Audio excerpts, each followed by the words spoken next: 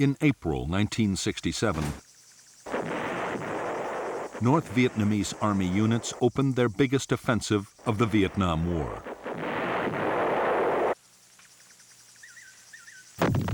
Their role was to draw American forces into the remotest parts of South Vietnam, far away from the populated areas. The hope was that the main attacks, scheduled for early 1968, would find the Americans deployed in all the wrong places.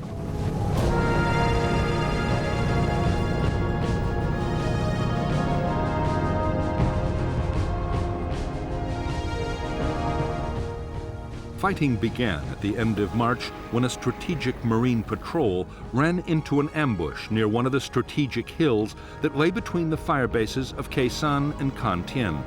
Dozens of Marines were killed during this first brief and unforeseen combat. The North Vietnamese had by then assembled nearly 2,000 men near the base at Con Thien, and almost every day they hit the Marines with artillery, rockets, and mortars. In the rugged countryside around, there were savage battles as patrols from each side clashed in what became known as the hill fights. During these battles, 160 Marines were killed and 700 wounded. The NVA resisted with such courage that as a mark of respect, the Marines, who usually called the Viet Cong Charlie, rechristened them Mr. Cong. But in the end, it was the sheer weight of American firepower that turned the tables at Con Thien. Repeated NVA assaults were broken, and more than 900 North Vietnamese soldiers were killed by Marine artillery, massive bombing, and the guns of naval vessels offshore.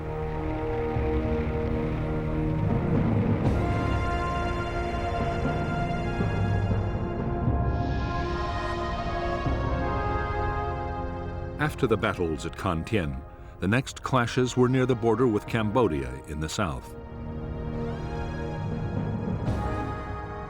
At Song Bay, in late October 1967, a South Vietnamese Army battalion was attacked by the North Vietnamese 88th Regiment. The attackers were driven off with help from heavy American airstrikes. 2 days earlier, Loc Ninh, another provincial capital, had been stormed by the elite 273rd Regiment of the 9th Viet Cong Division, supported by the 65th Regiment of the NVA. Reinforcements from the South Vietnamese 5th Division and the American 1st fought for several days and shattered the NVA regiment, leaving over 850 NVA and NLF dead.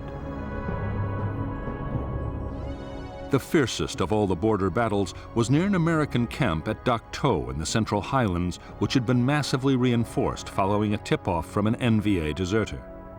By November 1967, the 1st NVA Division, reinforced by 2 independent regiments, faced the American 4th Infantry Division, the 173rd Airborne Brigade, and a mechanized task force. Bloody battles would rage around Dak To for the whole month.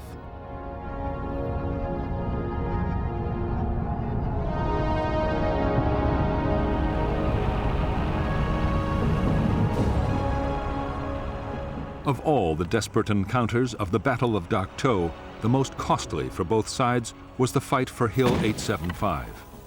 In the highlands, whoever controlled the hills could rain down mortar and artillery fire on the valleys.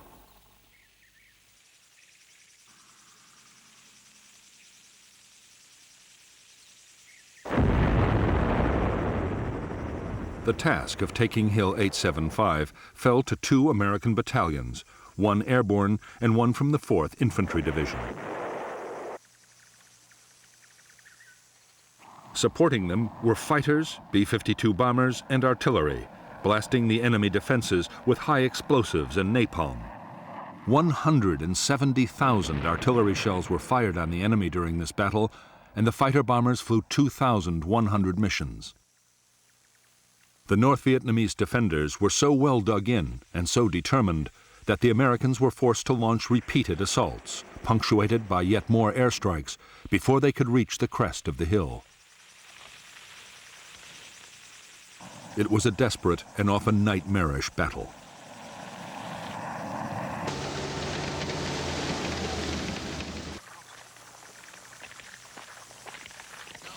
It took a full week to capture Hill 875. The assaults cost more than 150 dead and 400 wounded, bringing American casualties at Dak To to almost 350, with just under 1,000 wounded. The North Vietnamese army had lost 1,200 men.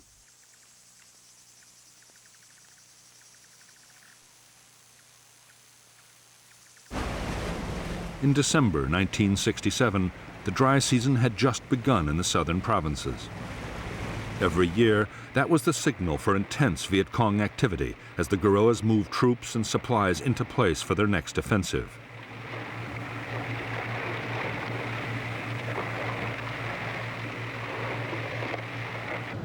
At the headquarters of Military Assistance Command Vietnam near Saigon, General Westmoreland and his senior officers ran a series of studies to try and predict where the enemy would strike in 1968.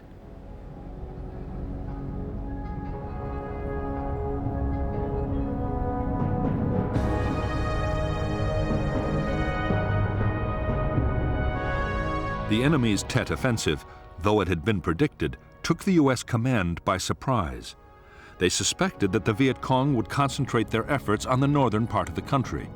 The North Vietnamese army might use up to 5 divisions to try and capture South Vietnam's 2 northernmost provinces.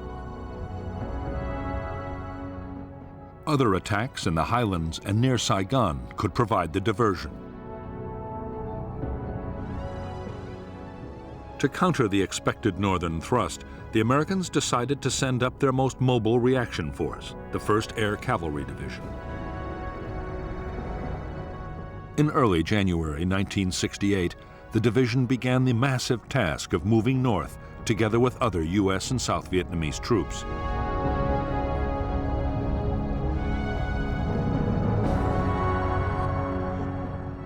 By now, 3/4 of the American battalions in the south of Vietnam were deployed deep in the interior, near the Cambodian border.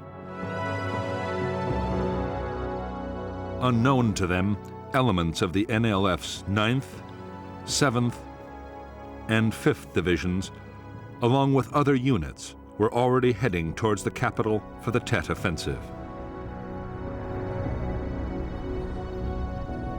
The Americans, suspicious of increased NLF radio traffic behind them and the lack of activity in the border areas, began a rapid redeployment back towards Saigon.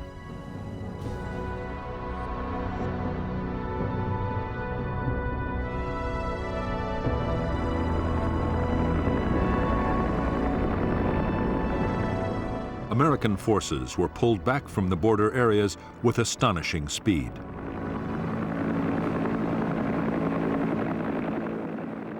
Such incredible mobility was something the Viet Cong had never expected. The ploy to use the battles on the borders to draw the Americans away from the real targets of the TET offensive had failed, although it had allowed NLF forces to get closer to Saigon.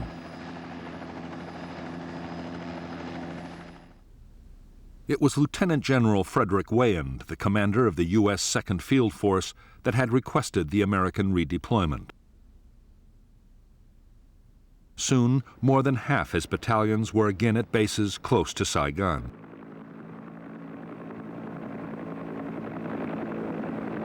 Wayand ordered a series of sweeps to try and find the Viet Cong units that were surely somewhere within reach.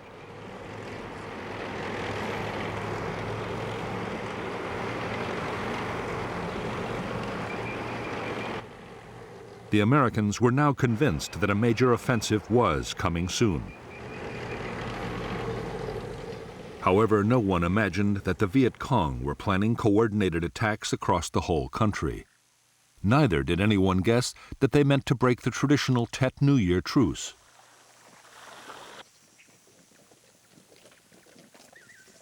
As a precaution, the Americans did ask the South Vietnamese government to call off the truce and cancel army leave. But for political reasons, the request was refused.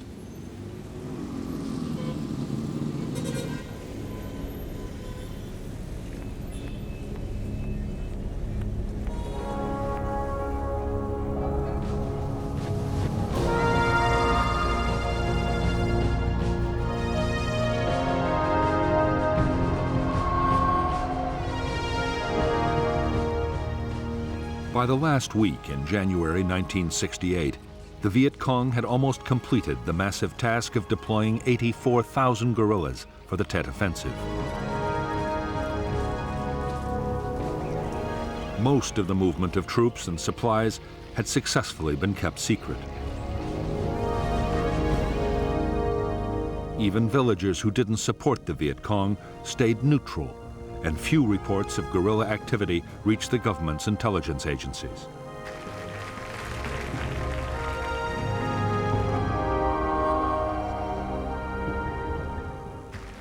The traditional Viet Cong base areas around Saigon, districts like the Iron Triangle, played a vital part in the Viet Cong's preparations. Even the huge tunnel complex at Cu Chi, which the Americans had long believed had been completely destroyed, was still an important staging area and command center.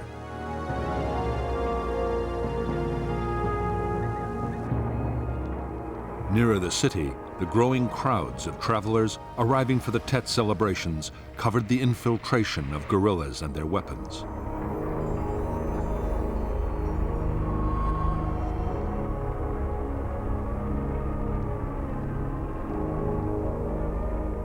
As Tet drew closer, General Giap, the North Vietnamese commander and architect of the offensive, began to worry that his forces might not be in place on time.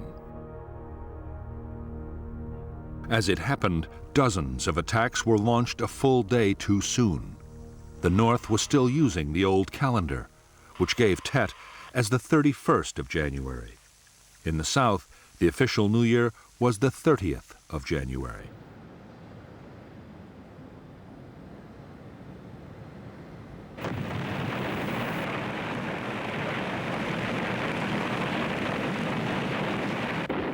The wave of Viet Cong assaults in the early morning of January 30th, 1968, confirmed to the Americans that the suspected offensive was underway.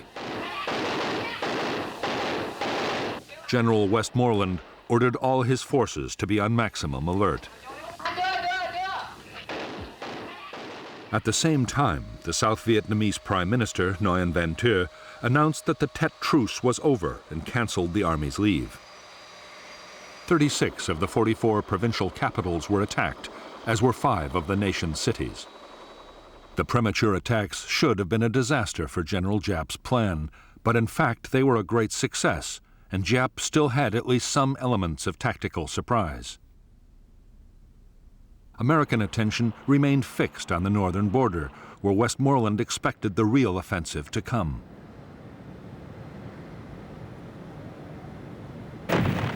There, the Marine combat base at Khe Sanh had already been under siege for 10 days.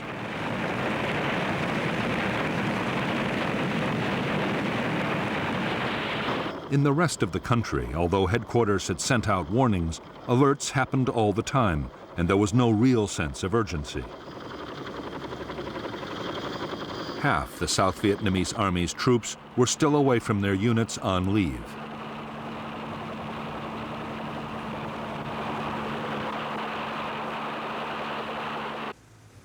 Even in the capital, Saigon, the Viet Cong's most important objective, government forces were scattered and under strength.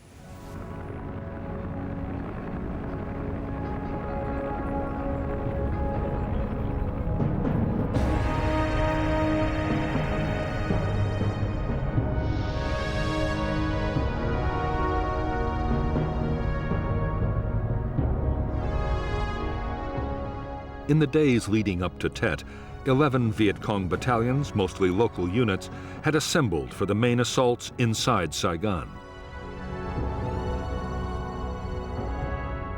The spearhead force was the C-10 local Sapper Commando Battalion. Outside the city, elements of the 5th, 7th, and 9th Viet Cong divisions and 2 independent battalions were positioned to attack American bases, block roads, and reinforce the city units.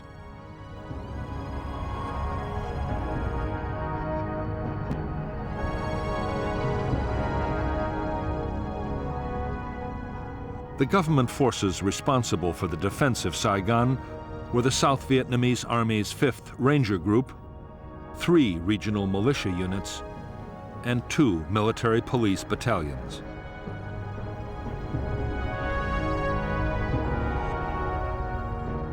However, 2 elite airborne battalions were also in the city, at Tan Son Nhut Airport, on their way north. The only American units inside Saigon were the 716th U.S. Army Military Police Battalion and a Marine Security Guard detachment.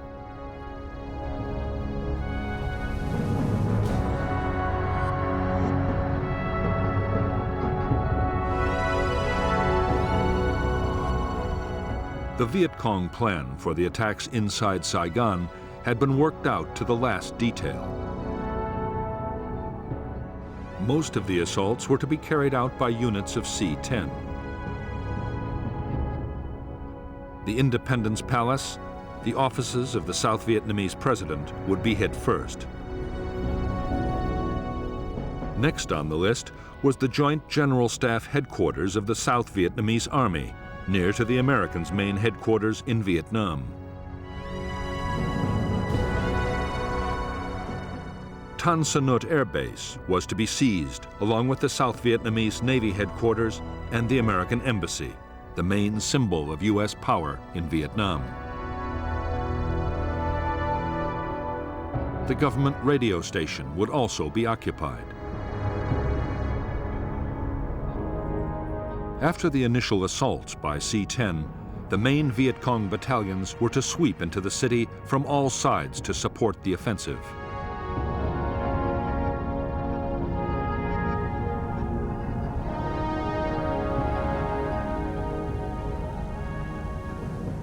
In the early morning of January 31st, 1968, Viet Cong units the length and breadth of South Vietnam surged into action.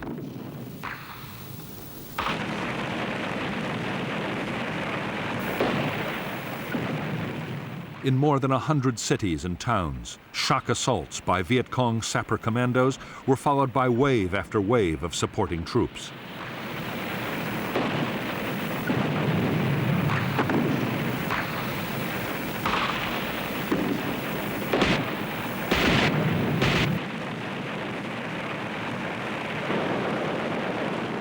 In Saigon, as one attack after another had erupted, there was complete confusion.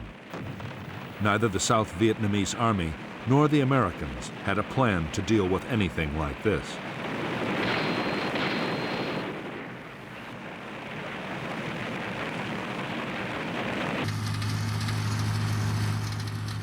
The Army's units were under strength and scattered, while the American MPs of the 716th Battalion had been left out of the alert issued the day before.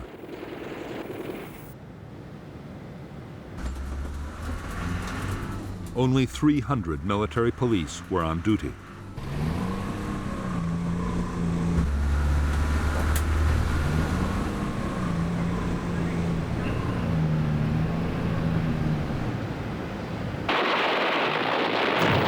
Of the many attacks the Viet Cong unleashed in Saigon on the morning of January 31st, the assault on the government radio station was the best organized.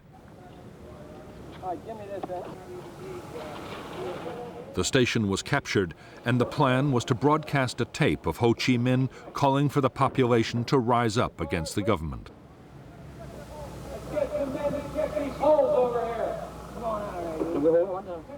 Ho's message never was broadcast.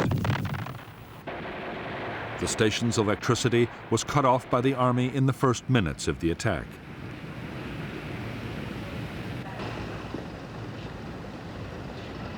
After a fierce 6-hour battle, government soldiers, including paratroopers brought in from the airport, succeeded in forcing out the surviving Viet Cong.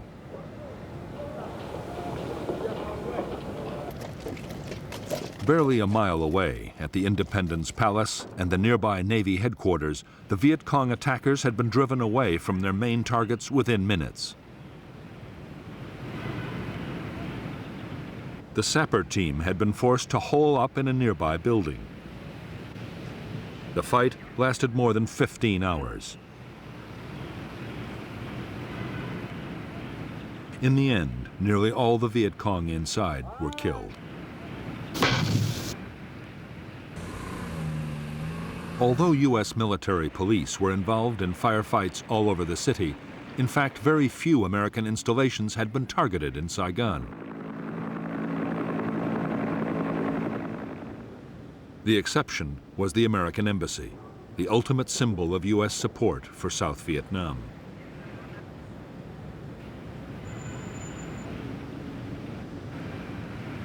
The assault on the American embassy began at 2:30 a.m. on January 31st.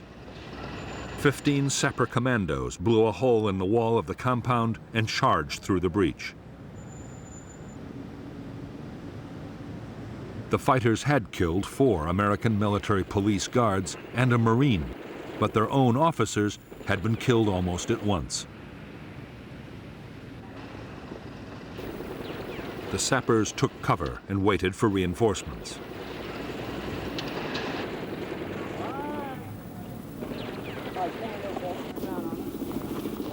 Soon, the Viet Cong were trapped within the compound, under fire from all sides.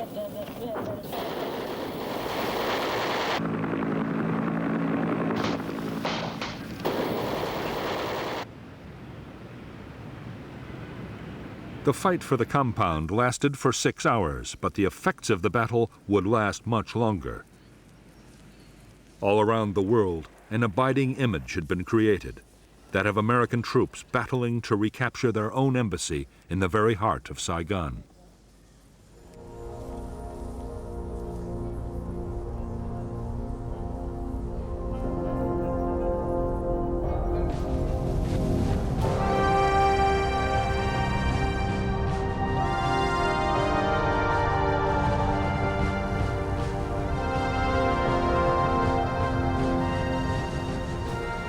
The Viet Cong attack on the American embassy and most other targets in Saigon city center had been launched by the elite Sapper commandos of the C-10 battalion.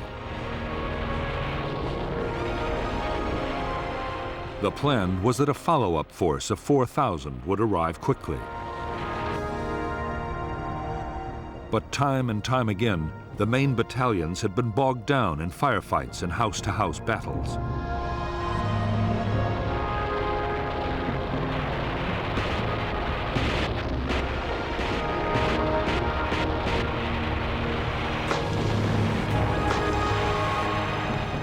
One of the sharpest clashes yet had happened near an American officer's quarters.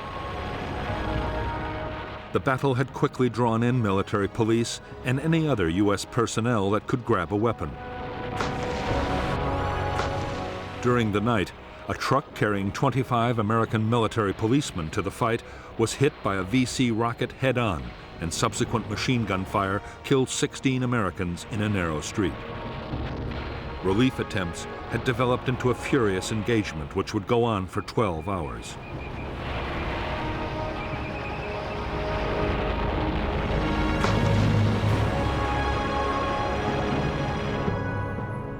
Only a few miles away, Tan Son Nhut Air Base was one of the most important centers of American power in Vietnam.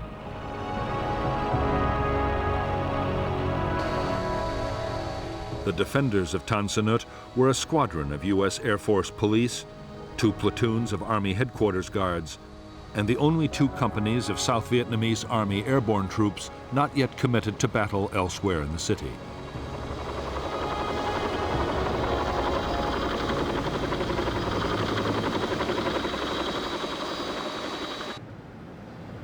On the perimeter of Tan Son Nhut, the Viet Cong had seized several key buildings as springboards for their main assault and attacked the compound containing the villas of senior officers of the South Vietnamese General Staff. The guerrillas meant to hit the base from 3 sides with more than 1,000 troops. A large textiles plant was occupied as the base for their heavy machine guns and rockets.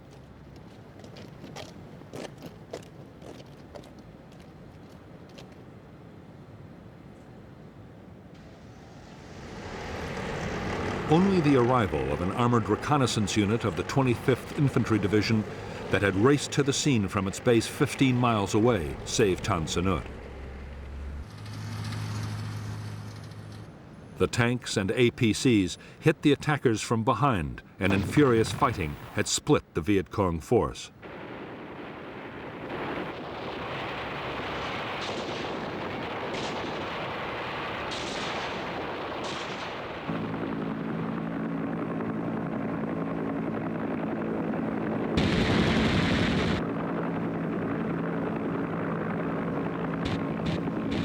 In the hours that followed, the guerrillas were hammered by American helicopter gunships and fighter bombers.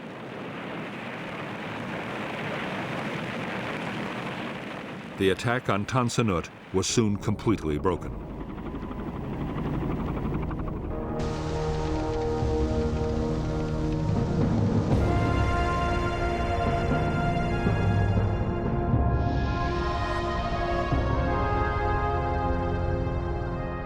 "15 miles north of Saigon was the massive American logistical complex at Long Binh.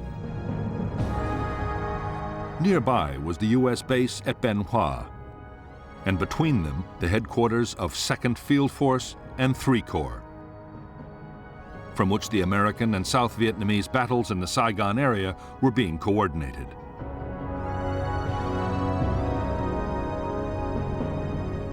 The main attacking forces were 2 full regiments of the Viet Cong 5th Division. After a heavy rocket and mortar barrage, the 275th assaulted Long Binh from the north side, while a local force battalion mounted a diversionary raid, and sappers blew up part of a massive ammunition dump outside the main complex.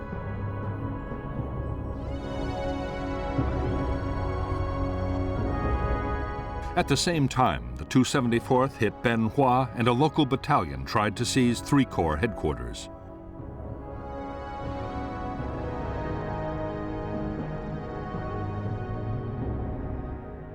The American 199th Light Infantry Brigade, defending Long Binh, was attacked by a mechanized reserve which hit the flank of the Viet Cong attacking Bien Hoa.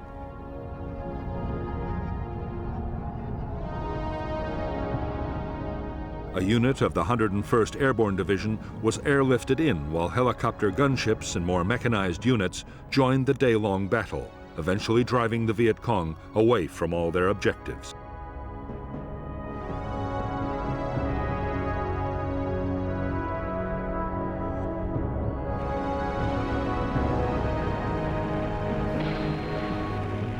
For American commanders faced with the huge scale of the Viet Cong assault in and around Saigon, TET had been an extraordinary test of nerve.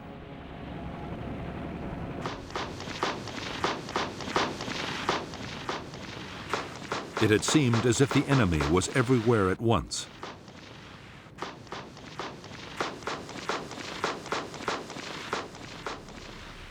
Throughout the day, General Weyand had been directing the American battle even as his own headquarters at Long Binh was under attack.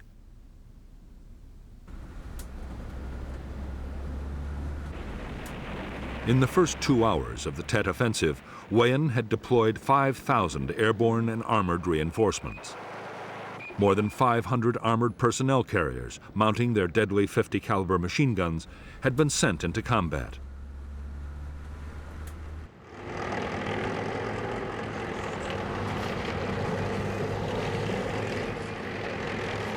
So far, all the main Viet Cong assaults had been at least contained.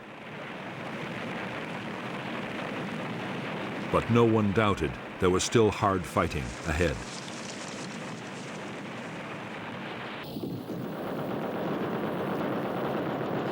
How would you assess the enemy's purposes yesterday and today? The enemy very deceitfully has taken advantage of the TET truce in order to create maximum consternation within South Vietnam, particularly in the populated areas. In my opinion, this is... In spite of the temptation to throw everything he had into the battle against the guerrillas, General Westmoreland was determined to hold back. He was still convinced that the TET attacks were a diversion from the main effort, which he expected to come in the northern border areas. he was deeply reluctant to commit his most mobile forces to street battles.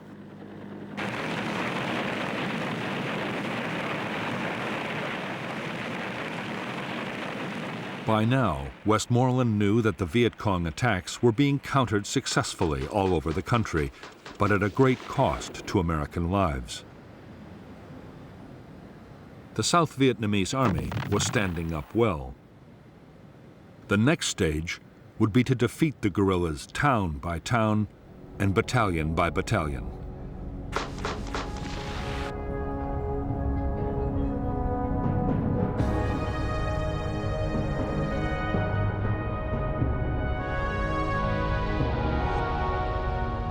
In the far south of Vietnam, in the heavily populated Mekong Delta, the TET offensive had seen Viet Cong assaults on nearly all of the 16 provincial capitals.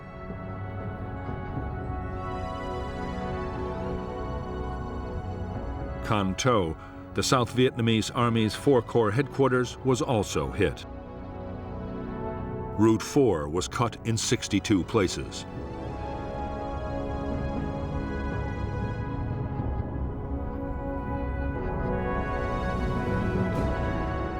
In the central and northern provinces, 11 cities, towns, and bases, including 2 Corps headquarters, had been attacked in the premature offensive of January 30th. 8 more had been hit the following night. All the major attacks would be repulsed within a week, except in 1 city.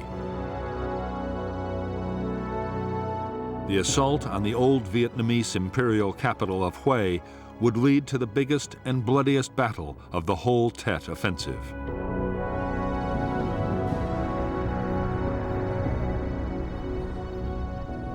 The city of Hue was the 3rd largest in South Vietnam and the ancient capital of its former emperors. It was split in 2 by the Perfumed River, over which ran key rail and road bridges. On the north side of the river was the Citadel, a walled city within the city, surrounded by a maze of streets and originally the home of the emperor.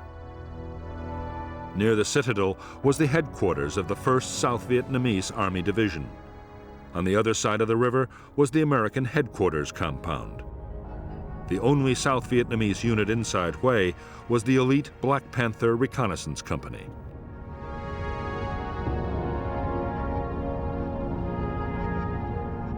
The assault on Hue was launched by 2 local Viet Cong battalions, elements of the 6th Regiment of the 325th NVA Division, and the 4th Independent Regiment.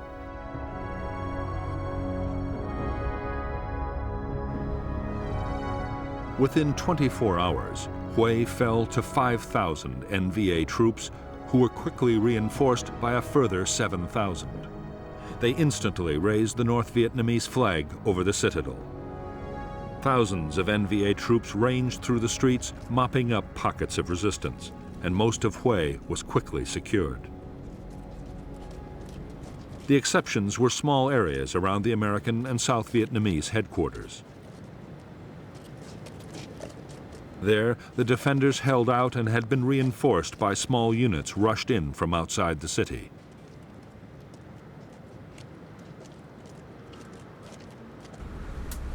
The U.S. Marines and South Vietnamese troops that had come to the aid of their beleaguered headquarters had run a gauntlet of NVA forces to get into the city.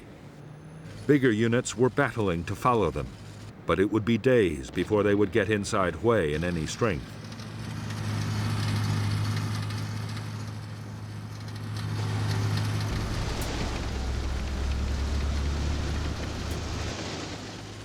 Meantime, it was clear that the North Vietnamese army meant to remain and would not be dislodged without a major battle.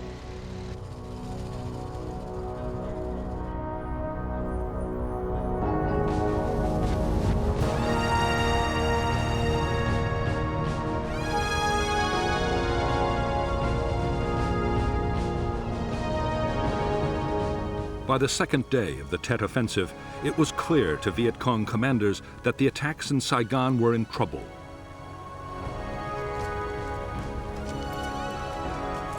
The assault teams had been driven out of most of their main objectives.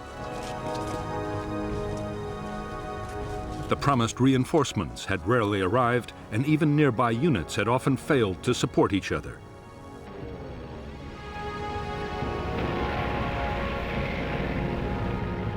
Secrecy meant they usually knew nothing of any orders but their own.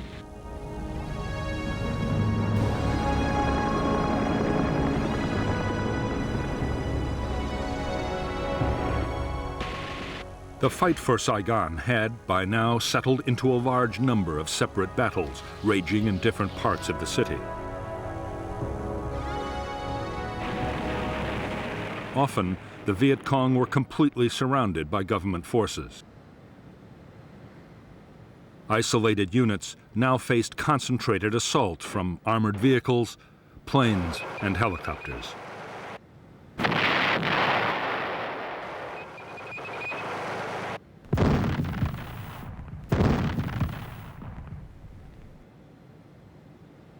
In spite of the setbacks, the Viet Cong had succeeded in winning control of huge areas of Saigon.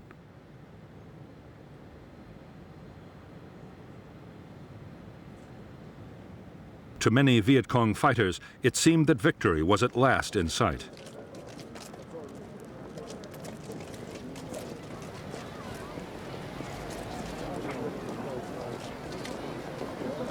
They had been promised that the people of Saigon would rise up to support them. If they did, the war could be won soon, whatever happened on the battlefield.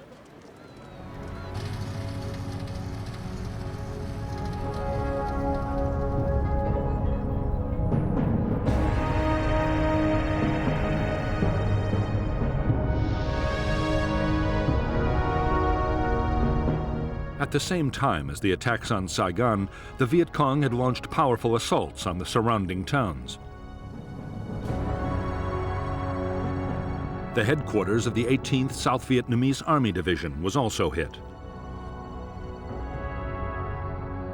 The headquarters had held out, and the town had been retaken after fierce fighting by American, South Vietnamese, and Australian units.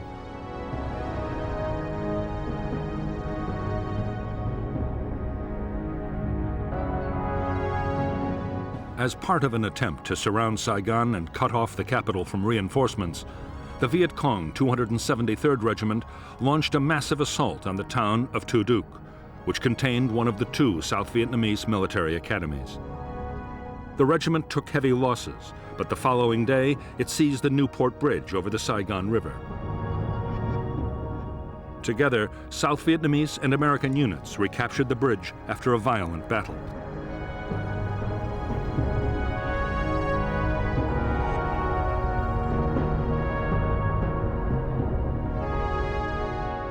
At the high point of the Viet Cong assault on Saigon, the guerrillas occupied whole tracts of the west and south of the city. They used the Phu To racetrack as a major assembly area. The American 199th Light Infantry Brigade launched an all-out assault on the racetrack buildings, driving the Viet Cong into the streets around.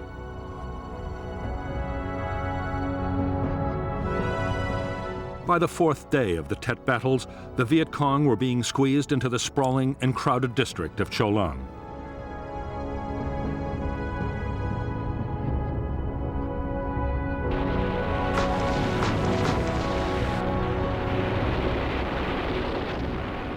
The drive to clear the Viet Cong from their last strongholds in Cho Lan and other parts of Saigon would last more than a month. Like the battles to clear residential districts all over South Vietnam, the fighting would be immensely costly in lives.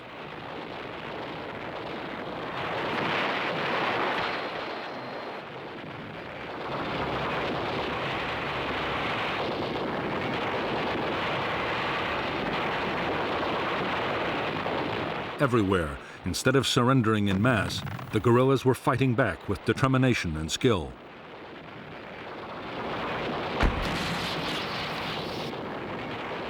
Most Viet Cong units committed to the TET offensive had made no plans for a possible retreat.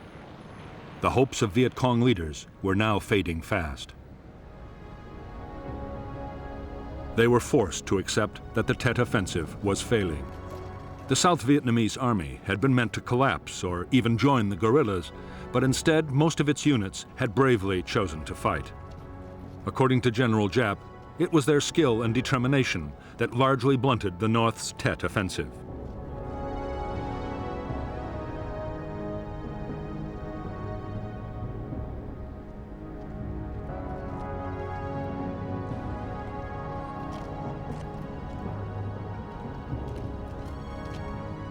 Even more disastrous, the uprising that was supposed to have seen thousands of civilians storming government buildings and proclaiming the revolution had not happened.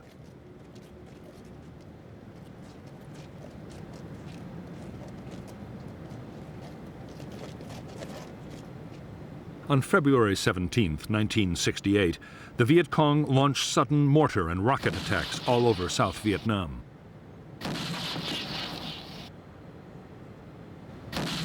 The attacks were no more than a symbolic gesture. A few days later, the Viet Cong High Command ordered its units to pull back from the cities to regroup and refit their remaining forces.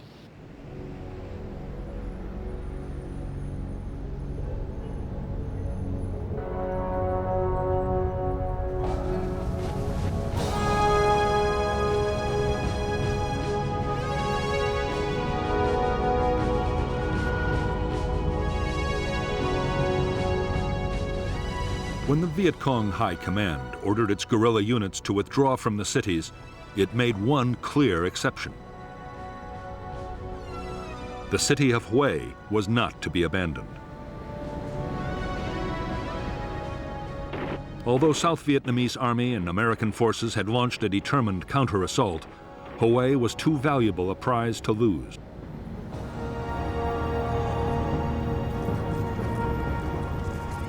By the fourth day of the Hue battle, 1,000 more South Vietnamese army troops had been airlifted to the city. The Americans had been reinforced by 1,200 Marines. Fierce assaults had been launched on the gates of the citadel and into the streets of the southern city. By now, the 12,000 NVA and NLF troops in and adjacent to Hue had fortified almost every city block. The attackers were forced to advance down narrow streets and through gardens, fighting their way from house to house. Around every corner were strongpoints bristling with heavy weapons.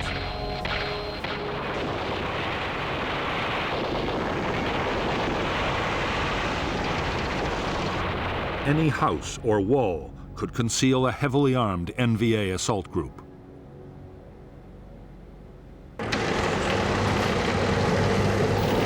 At the start of the battle, in the hope of saving the imperial city from complete destruction, the South Vietnamese had insisted that the Americans not use artillery or aircraft to destroy enemy fortifications.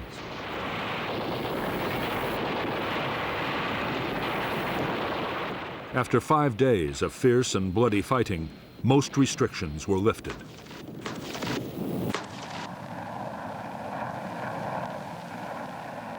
Bombers and artillery support were called in to hit NVA strongpoints. Most devastating of all, the guns of American warships joined the battle. Directed by Marine spotters, the ships fired thousands of shells into the city from 14 miles away.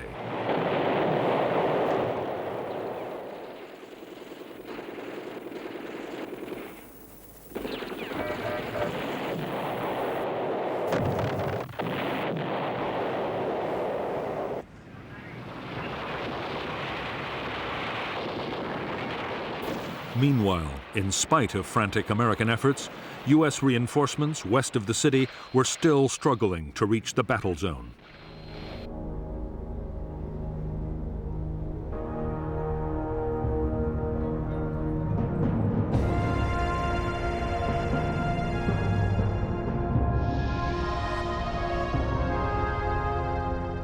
When the Tet Offensive had begun, it had caught the American 1st Air Cavalry Division in the middle of its redeployment from further south. The division was split with its headquarters and 3rd Brigade at Camp Evans and its main logistical base at Phu Bai.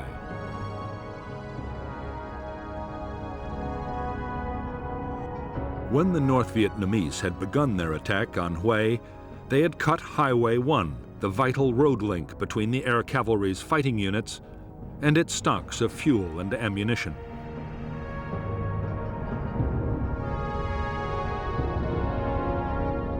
Meanwhile, the NVA had a clear supply line running from the A Shau Valley into Hue and a ring of anti-aircraft defenses around the city.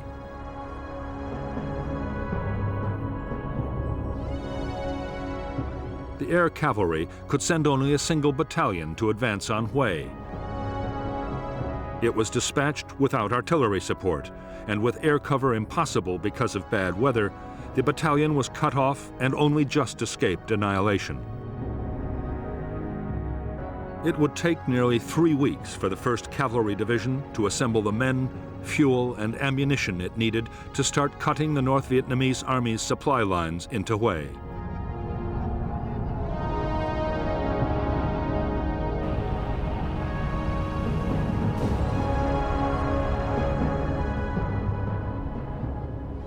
By the 12th day of the battle for Hue City, South Vietnamese units had reoccupied parts of the citadel. The Americans had almost cleared the city south of the river and had been reinforced by 500 more Marines.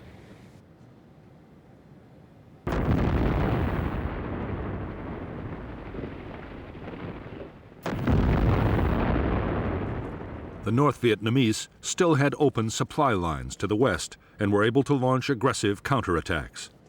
But with the Marines now pressing into the old city, the NVA position was deteriorating fast.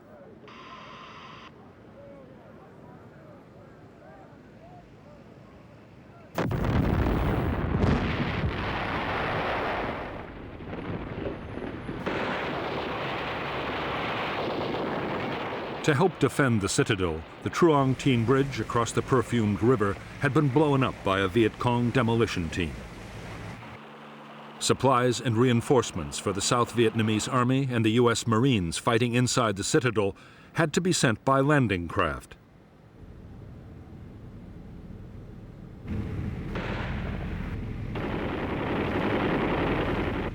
It was a hazardous journey. The boats had to skirt an enemy-held area and sail under the guns of NVA troops.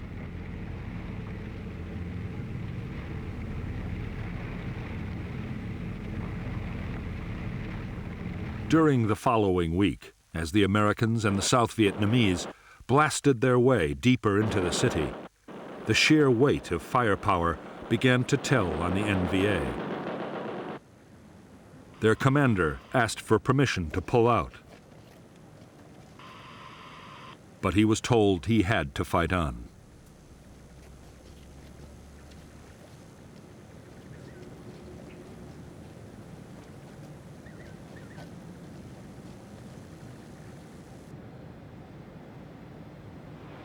The battle continued through to the night of February 23rd with days and nights of savage fighting, before the NVA were finally driven from their last redoubt in the Citadel's Imperial Palace.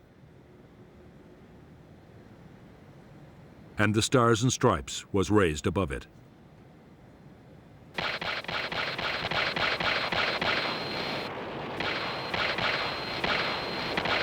Retaking Hue cost nearly 400 South Vietnamese Army and more than 140 U.S. Marines' lives.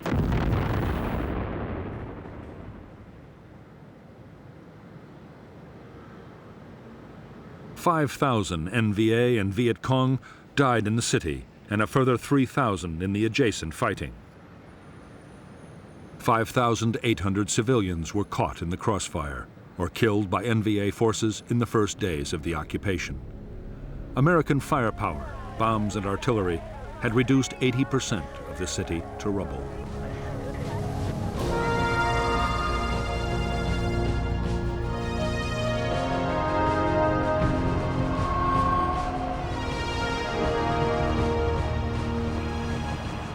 By the end of the city battles, 37,000 Viet Cong troops deployed for the Tet Offensive had been killed.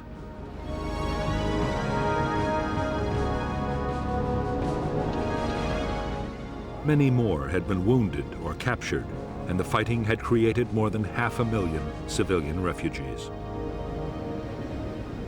The casualties had included most of the Viet Cong's best fighters and many political officers and secret organizers. For the guerrillas, it was nothing less than a catastrophe. But for the Americans, who lost 2,500 men, it would prove to be a most severe blow to public support. Viet Cong leaders were now forced to claim that Tet had always been intended as a series of offenses, not just one push. To keep up some kind of momentum, 2 more waves of attacks were planned, one for May and another for the following September. The guerrillas also meant to tighten their grip on the countryside, now mostly abandoned by government forces drawn into the city fighting.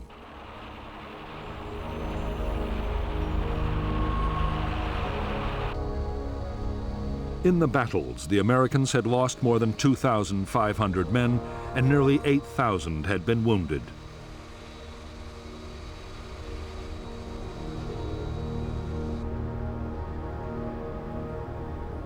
The South Vietnamese army had suffered much worse. Its best units had been hit so hard, they would be useless for up to a year.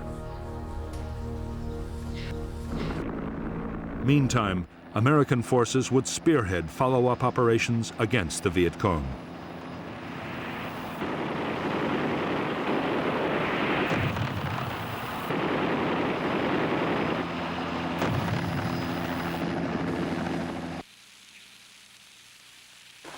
Starting March 11, 1968, massive search and destroy sweeps were launched against the Viet Cong remnants around Saigon and in other parts of the country. On March 16th, one of these operations resulted in the now infamous massacre by U.S. Charlie Company of over 200 civilians at the hamlet of My Lai. Altogether, nearly 20,000 Americans and 9,000 South Vietnamese troops ranged throughout the Iron Triangle, Cu Chi District, and other longtime Viet Cong strongholds. In 3 weeks, possibly 3,500 Viet Cong were killed, and their ability to pose a serious threat to the capital was delayed for the foreseeable future.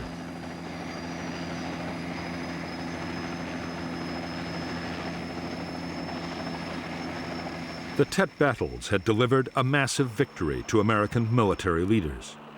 What they wanted was an all-out push to win the war, including ground offensives into Laos and Cambodia.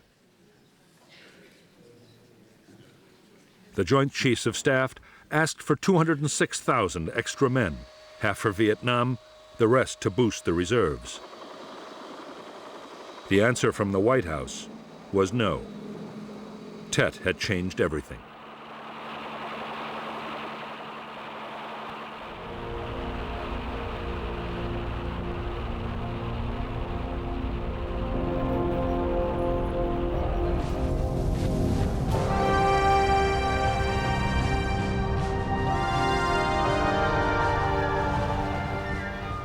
To the American public, already disillusioned with the war, the Tet battles had come as a dreadful shock. If the communists were close to defeat, as the president and the military had claimed so often, how could they have launched a nationwide offensive on such a scale?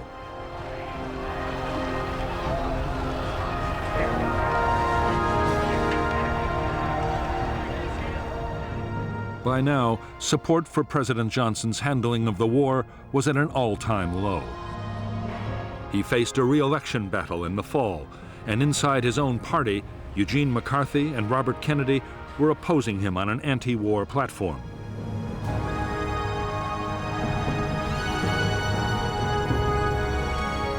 Even his own advisors, especially Clark Clifford, the new defense secretary, were coming out against the war. The pressure on Johnson was overwhelming.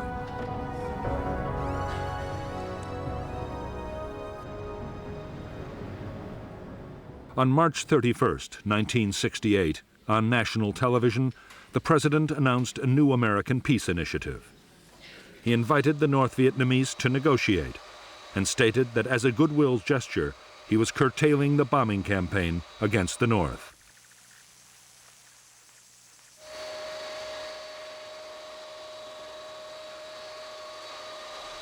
He also made a dramatic announcement about his own future. I shall not seek, and I will not accept the nomination of my party for another term as your president. Within days of the president's speech, Clark Clifford ordered officials to start planning for a new American strategy in Vietnam. The South Vietnamese army would be built up so it could gradually take over the fighting itself. Meanwhile, the U.S. would work for a negotiated peace with the North. For the United States, it was the beginning of a new phase in the war, the start of a long and costly battle to disengage from Vietnam.